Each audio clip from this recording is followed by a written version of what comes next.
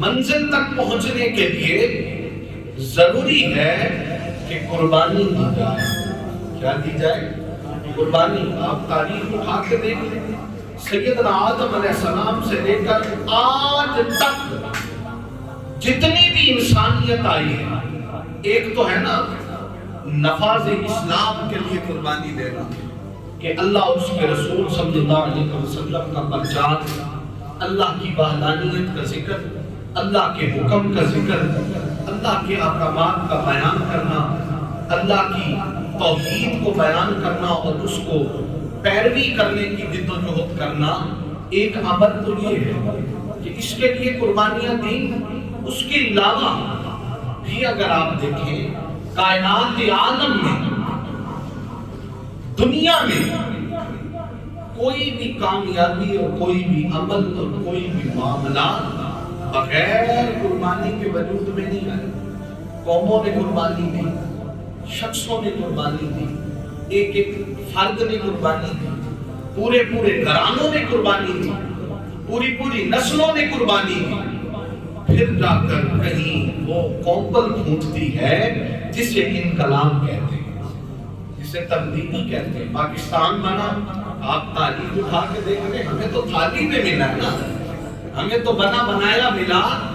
اور ہمیں جو معاشرتی علوم میں اور اس میں تاریخ میں بتایا گیا ہمارے بچوں کو اور پڑھایا گیا، یہ تو اس کا عشر اشیر ہی نہیں ہے، یہ تو اس کا کچھ بھی نہیں ہے. اس کو تو اپنی ضرورت کے مطابق بدل کے پیش کر دیا گیا نا.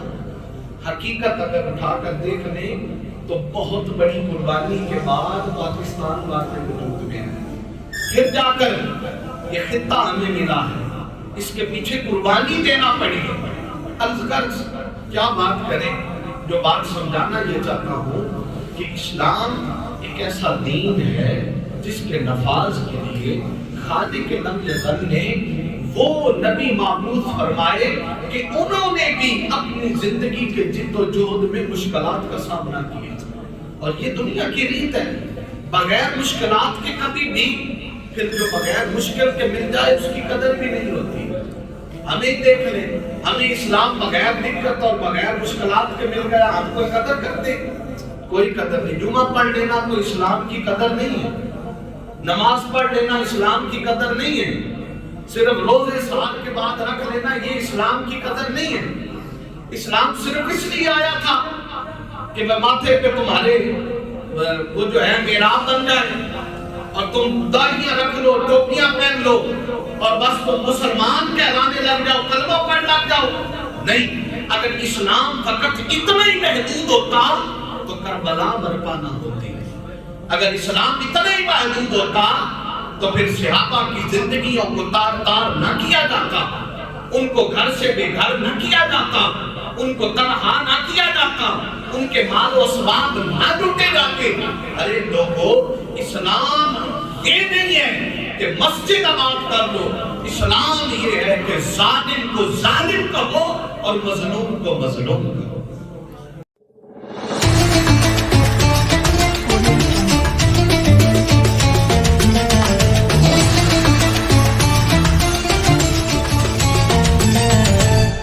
Audio Jungle.